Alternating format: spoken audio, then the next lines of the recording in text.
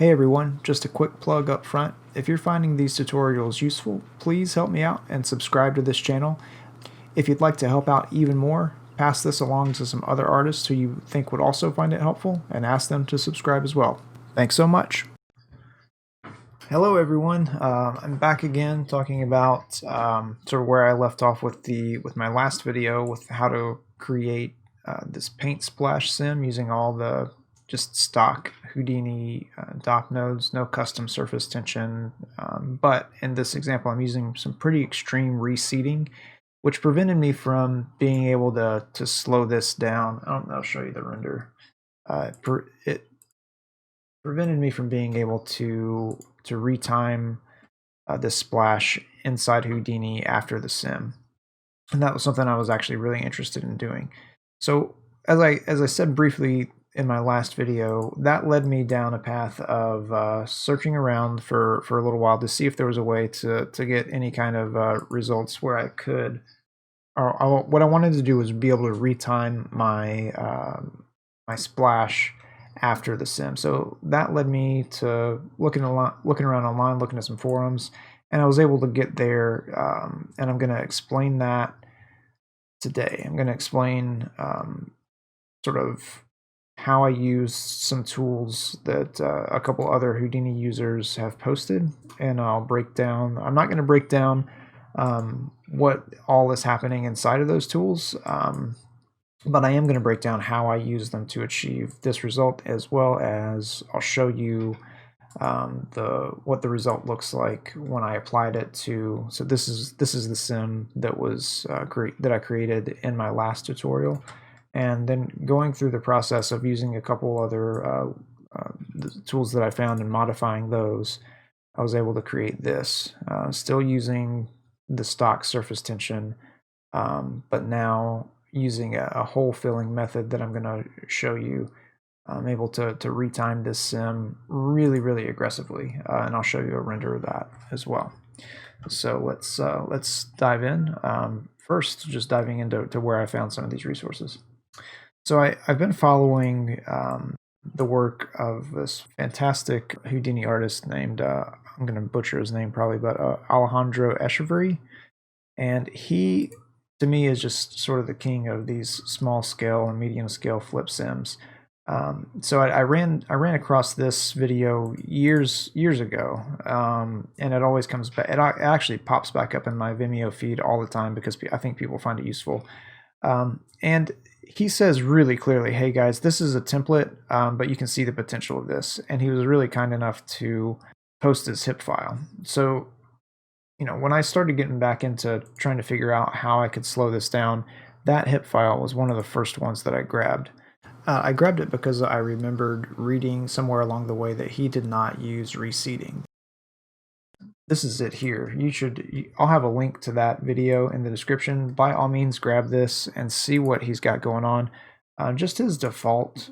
And so what he doesn't have much going on in his sim. He's just sourcing some points in. And then he's calculating surface tension 100% on his own, using this SOP solver. I'll try to walk through it. There's some of it that I don't understand, but I don't understand some of the details of it, but I get the big picture. And if you just play back what he's got without changing anything in his file, it's a really nice looking crown splash. It calculates fast. It's got these really nice. You see this nice curvy buildup around the edges, and I think that's really great.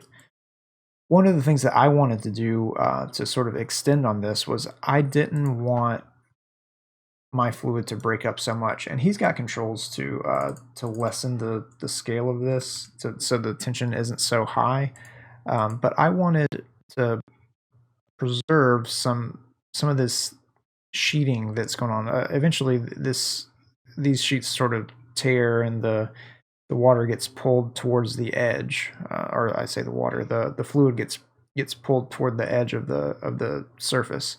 And that's exactly what he's got going on in here. I mean, it's built to do that. But for me, like some of these areas down here, I wanted to see if I could keep those more solid.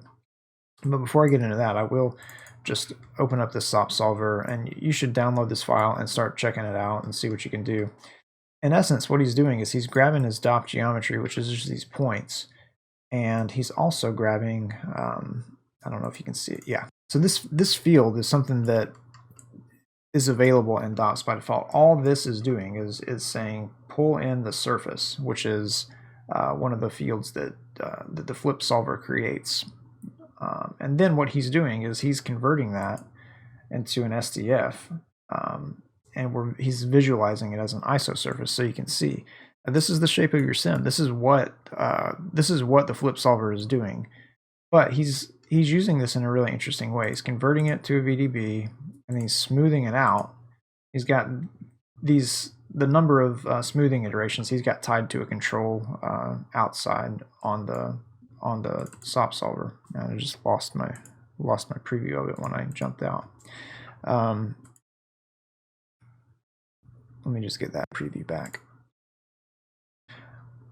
So he's smoothing the surface down, and then in all these vex wrangles, these attribute wrangles, he's pushing the particles that he's pulling in from the DOPNet. Every time step, he's pushing those to snap to the surface of this field, right? And then he's also snapping them to a smooth version of that, computing the difference. So he's subtracting one from the other, and then using that to create his surface tension force, as well as what he calls a free surface mask. If you read some of what he's talking about, if you read some of his breakdowns of his process, both on Odforce, and there's a really great write-up on grid markets that I'll post a link to as well.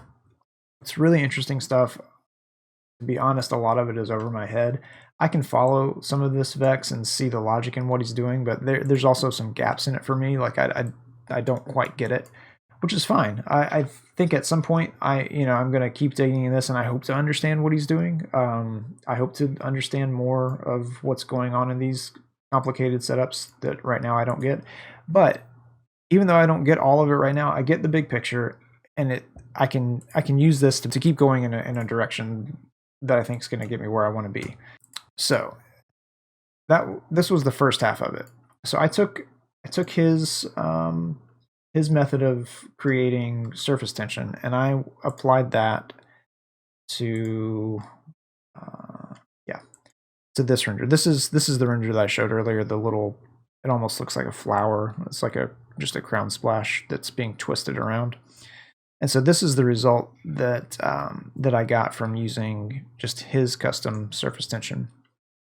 And I was pretty happy with it, but it still had, you start to see him back here. It still had some holes in it that I still wanted to see if there was a way to preserve all of this. So that led me, again, searching some more. Let me pull my browser back up. I can't remember. Somewhere in his comments here, he posts a link to this Odforce forum, I believe. And if I'm mistaken about that, I came across this a different way. But I'm pretty sure I came about this Odforce link, which Alejandro's pretty active on, at least in some of these threads. And as I was searching through this, there was a really long post by this user Rayman, and he talks about hole filling and using hole filling as an alternate method to reseeding. Basically, just says that by looking at neighboring points, if there's a gap in those points that exceeds a certain threshold, then you can use Vex, or you can do it in VOPS as well, to insert points into those holes. And he has a file here that I was actually unable to get to work. He's written some custom Vex that I wasn't able to get to load. I don't know if it's a version mismatch or just me not doing something right. But somewhere along the way, after poking through this forum for a while, let me get back to it. This user, Karl Richter, who posted this video on Vimeo, says that he was able to basically take that same idea that that Rayman was talking about, the custom hole filling, and he wrote it all in VOPs, which is way easier to understand. So I grabbed his file, and let me show you that file. This one. And just as a note, this file is straight from the Odforce forum. When I downloaded the file off of Vimeo, it had been updated and it behaved slightly differently for me. But now this is getting really, really close to what I want. And the interesting thing here is he's using just standard surface tension. He's not doing anything to calculate surface tension in a SOP solver. What he's using the SOP solver for is for his hole filling algorithm. And this is great. This is probably 90% of what I wanted. But the thing that I don't like about this is these droplets, by nature of the way that he's built this, those are never going to break off. They always stay connected. I think they always stay connected. From what I can tell, they always do. And the reason being is he's got a threshold for when particles get too far apart, new ones are birthed right in between them. And he's got controls, some kind of minimal controls to adjust those thresholds. So again, just inside of a SOP solver here, he's got a attribute VOP, and with these controls are promoted that says, hey, if your gap is greater than this value, insert a point there. This is the radius for you to search for gaps, and this is the number of points to search for gaps at a time. Now, as similar to the to Alejandro's Vex setup, I understand some of this, and some of it is over my head. I'm still trying to search through Houdini help and a couple other things to make sure I get a little bit better understanding of this. It didn't stop me from using it, but there are things in here that I don't quite understand. There's a lot that you're able to follow. He's pulling in all these points using a point cloud open to say, hey, look at this point cloud. These radius and the max points, those are the promoted attributes that says for in this point cloud, at every position at this radius and this number of max points, go through the point cloud and do this stuff for all of them. And what this stuff is doing is finding those gaps and adding a point in the gap, and also setting its attribute to match the velocity of the points that are around it. So that's my probably butchered explanation of this. This setup is really, really useful. And again, like I said, it gets me really close to where I wanted to be, like 90% there. They just never break up.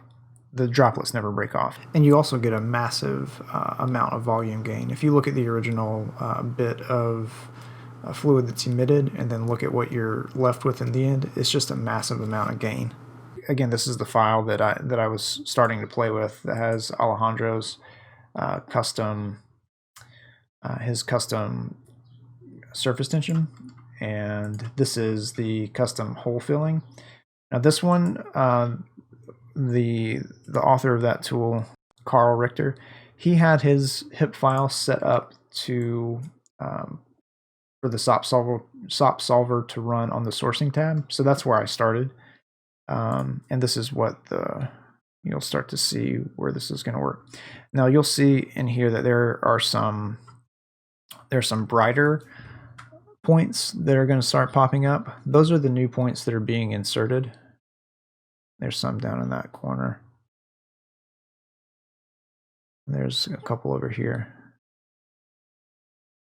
So again, these brighter points are the ones that are being inserted by the hole filling VOP network.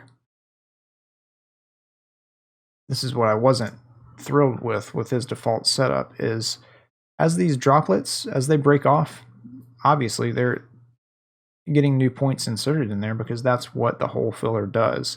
it says if points are too far apart, I'm gonna add new points in there. But that's really not what I want. So I started thinking, like when I saw this, I started thinking, wouldn't it be nice if I could limit his hole filling algorithm to just the parts of the sim that are kind of dense? And that got me thinking, you know what? In Alejandro's setup, he's pulling in this surface. He's looking at it like this. And at some point he's smoothing it. And look at that. If you've done much meshing of particles with the VDB setup, you know that when you start to smooth those, you lose all the thin detail. And in this case, this is exactly what I wanted. So let me show you what how I modified these. So I'm just gonna, I have my modified version here. I'm gonna disconnect my hole filler because what I did was I moved it out of the sourcing tab, and I actually incorporated it directly into Alejandro's setup. Let me go through real fast just to get, again, I need to get a few frames in so I can explain what's going on and have a visual representation of that. So inside Alejandro's SOP solver, his surface tension SOP solver that I'm messing with, I was really interested in this side over here where he pulls in the surface, converts it, and then starts smoothing it out. Now what I wanted to do was, for the incoming points, I want to make a group from these smooth points. And you can do that easy enough just with a group SOP. My group SOP is set to keep within bounding regions, and I set that to volume because that's what's happening over here. And then this is pretty much the unmodified version of the hole filler. I just set this to only operate on the group, which is again being defined by this. Okay, and then for this example, I just went ahead and kept using Alejandro's surface tension method. And what you're going to see, if you remember a minute ago, when I just had this hole filler as it was, that never allowed any of those droplets to break off. But what you'll see here, there we go, we have droplets. And not only do we have droplets, we have good point disbursement all the way along that sheet. And because we modified the hole filler, those droplets are breaking off.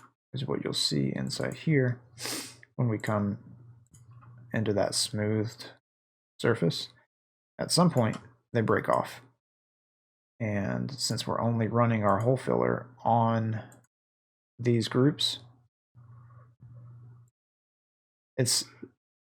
we're grouping based on this volume. So the only points that are being evaluated by this hole filler are the ones in group 1. So these ones aren't getting, or these ones in between here in that thin section, they're not getting, they're excluded from the hole filler's calculations. And that's how we're getting droplets, and that's how I got the render that I got. I don't have it cached out. I'll let me let it run, and I'll explain a little bit more. All right, so cached out enough of this so that we can see it play back real time. And I was actually really happy with the look of that. I had to do a little bit of work here. I'll explain that in a different file, but I had to do a little bit of work to get. You'll see, like, this ramp attribute that I'm using to color my my sim. Now, if I plug this color in before the work that I do, you'll see like these new points. It's actually kind of hard to see, but these new points that are getting birthed by the hole filler, they're not getting that ramp attribute. That's just being set to 0. So you know, my orange points are being populated anywhere there's a new point that's put in. It's getting that that 0 color ramp attribute, which is this orange color. And that's not what I want. So I had to do some work up here. It's not complicated. I had to do some work to get that to interpolate those right. And again, I'll explain that. But now you can see I'm able to retime this perfect. And you can be really aggressive with the retimes, and these, from what I can tell, are still holding up. I think that's great. This is exactly what I had hoped to do when I first set out to make this paint splash, but I wasn't able to get there. But I was able to keep pushing and find a lot of help from some really amazing Houdini artists online. Let me hop back over to my. This is the file that I did upload on Gumroad. This is the file that, if you followed the last tutorial, you're able to make something really similar to this. Again, this is what it looked like. Not able to retime it. Again, used some reseeding. Let me show you what it would look like if I tried to retime it. Points just go everywhere, and that's because the IDs that the points are given inside the solver, inside the flip solver, they're just all over the map, because when the reseeding takes effect, it basically just it's not, it doesn't operate as a hole filler does. It doesn't say, oh, here's a gap, let me reseed a point there. It reseeds every point in the entire sim, and at least that's my understanding of it. So some of these points seem like they're being retimed in a okay way, but you can never use this for anything. And I don't know, I haven't found a way to be able to retime a sim that is using reseeding. There may be ways to do it, but I haven't found a way to do that. And this is my cached sim with custom hole filling. And you can see how all these brightly colored points, those are the points that got reseeded. And after I'm able to retime them, I mean, it just looks great. Seeing this stuff slowed down to this degree to me is so much fun. So quickly, I did want to talk about the actual nuts and bolts of the retime and why it works with this hole filler versus not working with the standard reseed. We already showed why I already showed that the standard reseed breaks up when you try to retime it. And again, that reason's because the point count is inconsistent from frame to frame, just by nature of the way that the flip solver is reseeding, by way of how that works. But how this hole filler is working is because it is in, let me turn my simulation back off, because it's in the SOP solver. This is going to happen every frame. So inside here, when the hole filler sees that when it finds a gap that meets the criteria that we set and puts a point in, that point, because it's birthing whatever number of points per frame, those new points are going to have a point number. Maybe it's easier to explain this outside of here. This is my cached sim again. So right now, feeding into the sim, we have 160 some odd thousand points, so 168. 241 points. So when this hole filler kicks in, it sees, obviously the solver has that many points going on in the simulation, and when when this hole filler starts to meet its criteria to create points, it's just going to start at whatever the highest point number was, and then give these new points that are birthed are going to have a higher point value than the ones that were already there. And again, because it's in a SOP solver, these points never die. There's no criteria in here by which these points will die. So when those points are birthed into the scene to fill those holes, they're going to carry their point number throughout the duration of the sim. So that's why it works. The nuts and bolts of kind of how I went about retiming this. I didn't do anything fancy. I've started using this this game dev retime. If you just type in retime, actually this is the alternative retime, but this game dev retime is really nice. It gives you this ramp to control your you know, how your frames are playing back over time. This is the start of your timeline, and this is the end of your timeline. And so you can kind of think of this this right now, this linear ramp as your amount of frames over time. And so I've just ramped mine really hard, so it goes kind of quick at the beginning and then flattens out and goes really slow and then really ramps up at the end.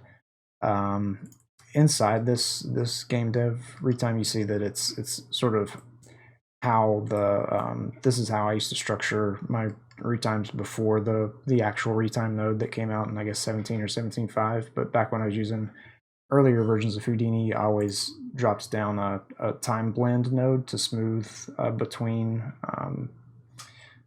different. You can use point velocities to smooth between positions, and then a time shift. And I set to float frames rather than integer frames. So this is, when I found the node and I hopped inside and saw what was going on, this is immediately familiar because this is sort of the old way of doing it, or the old way that I was used to doing it. I have used this retime node that is also relatively new. You can adjust this by speed or frame or fit range. I've used this on several projects and it works great as well. But for these paint bursts that I've been doing, I really liked the game dev tool set just to have a little more control over how this speed ramps in and out. This ramp is really a fun way to control that. So that's how the retime is structured.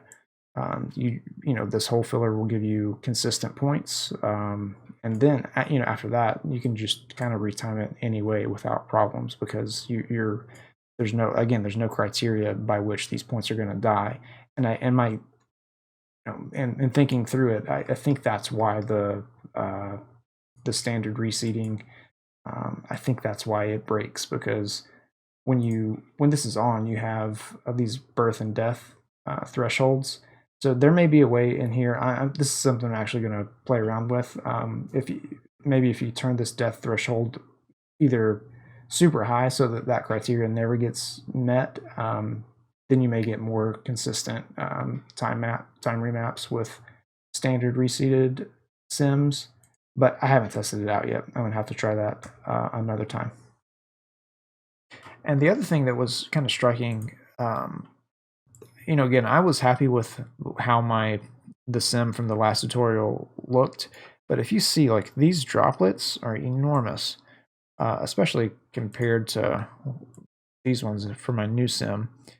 And I have a feeling that is due to some volume gain from the how much I overcranked the reseeding to get some smoother results in these bottom parts of the mesh. Again, it's not bad. I'm still pretty happy with how that looked, but this new method, I think, is actually a lot nicer. And it gets to the point of what I wanted to do the whole time, was to slow it down. So I'm going to hop in here and show you what I did just really quickly.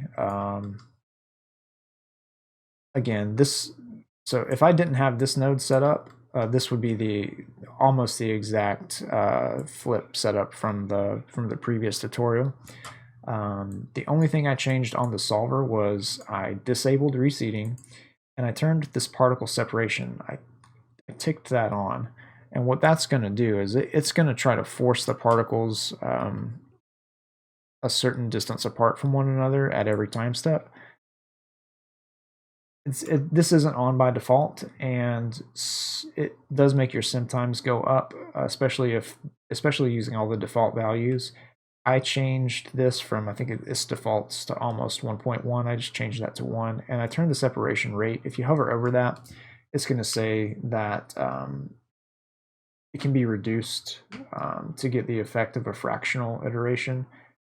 I just pulled this down a little bit as a test, and it worked a lot better. It's, by default, if this is by default this is set to 1, and at 1 you don't get a lot of separation with droplets, or you don't get a lot of these nice holes that start to, these large holes that start to appear. You don't really get those.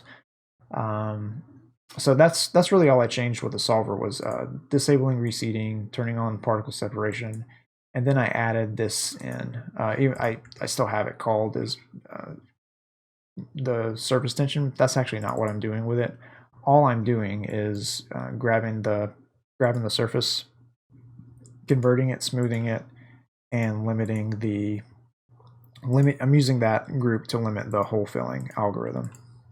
All right, and so that was really all I did. And that's all I did to change the sim settings from my last version. And I went ahead and cached this out. Again, I was really happy with it. I really love the sections like where these small holes where they start to spread out and turn into they merge into the strands. I think that's pretty natural looking. From some of the reference video that I've been looking at, I feel like that's pretty natural. And so again, able to retime it, but at this point, all of these particles they're not inheriting any of the attributes that they need to. And if I just tried to render this, it's going to look, it might not look it doesn't look the way I intended. I don't know if it will look bad or not, but it doesn't look how I intended it to. So the way that I fixed that, just really quickly, I'll show that, is I used a split node, or a split SOP. And if you look up here, so I've got this limited just to my ramp attribute, which the ramp attribute is what I created to pump through the sim. It gives me that grayscale value. I know that ramp value never hits a full 0. Not, well, back up here. So I know that ramp attribute going into the sim never hits a full, it never is a flat 0. It's always a fraction. But these new points that get birthed into the scene, they are value 0. So I was able to use that as a way to split these into 2 different groups. Now the way a split works is I just typed ramp equals 0 and set this to points. So what that's going to do is on the left side of that split, you're going to get the points where this is set to be. You're supposed to pick a group from this, but you can also just use attributes and set groups kind of on the fly. So it says any point where its ramp attribute equals 0, that's the group. And that's what is being pushed out of this left side of the split SOP. And on the right side, it's all the points that don't meet that criteria. So this is basically all of our original points. And in our setup, these are our points that were created by that hole filling algorithm. And all I did was transferred all the attributes from the points that let me get my null back. All I'm doing is transferring my ramp attribute from the points that are carrying that through the sim. I'm transferring those over to the points that are being created by the hole filler, and then I'm merging them back together. So that's pretty straightforward, and I hope that's clear. And so that's it. That's how I was able to start with a sim that I was relatively happy with, but with the help of some forums, with the help of a couple people who are willing to share some of the things that they're creating, I was able to push it a bit further. I hope that you found it helpful. I hope that, by all means, go and download these files from the guys who posted them and try to apply them to the sims that you're making. And I'm pretty sure you'll find them useful. Again, that technique of grabbing the surface volume, smoothing it out, and then limiting the hole filling to just that has made a huge difference in the it's made a huge difference in the way that I'm going to approach these kind of small scale sims. It's just a really viable alternative to the heavy-handed reseeding that I've tended to use in the past. And reseeding is one of those things where if you want to do any kind of work post-sim, reseeding really throws a wrench into that. So I end up wanting to do a lot of work post-sim. So this is kind of a lifesaver for me. So thanks so much to Alejandro. Thanks so much to Karl Richter. Read through this forum. There's so many people. This forum it's years old, and it's 7 pages long of really smart people contributing to solving these problems. Thanks so much for watching. Sorry if this was a bit of a rambling tutorial. It's not really so much a tutorial as it is just an explanation of how to get from point A to point B by looking for a lot of help online. So thanks again for bearing with me. Thanks for watching. You can check out more tutorials, more tips at whatifound.net. You'll find links to follow me on all the social media websites there. Please subscribe on YouTube if you find this stuff useful, and thanks again for watching.